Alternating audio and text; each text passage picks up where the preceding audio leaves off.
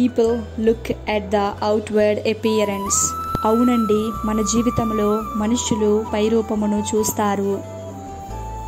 మోషే జీవితంలో దేవుడు మోషేని చూసినప్పుడు మోషే యొక్క దేనిని చూడక కేవలము హృదయమును చూచి మోషేని ఎన్నుకున్నారు. అవునండి, నిజముగా దేవుడు హృదయాన్ని చూస్తాడు. మీరు ఒకసారి ఈ కాగితాన్ని గమనించండి. చూడండి, మీరందరూ ఖచ్చితంగా అక్కడ ఉన్న ఒక చిన్న డాట్ని చూసుంటారు. అవునండి, మనం మనుషులము కదా, మనం ఆ చిన్న డాట్ని చూస్తాము. కానీ అంత తెల్ల కాగితాన్ని ఎవరు చూడక ఒక డాట్ను మాత్రమే చూస్తారు కదా. మనం మనుషులము కనుక మనం అదే చూస్తాము. మనుషులు మనం చేసిన మంచి ఏమీ చూడరు. ఒక చిన్న చెడు చేయగానే ఆ చిన్న చెడును మాత్రమే చూస్తారు, అది మాత్రమే చెబుతారు. ఇది మనుషుల యొక్క తత్వము.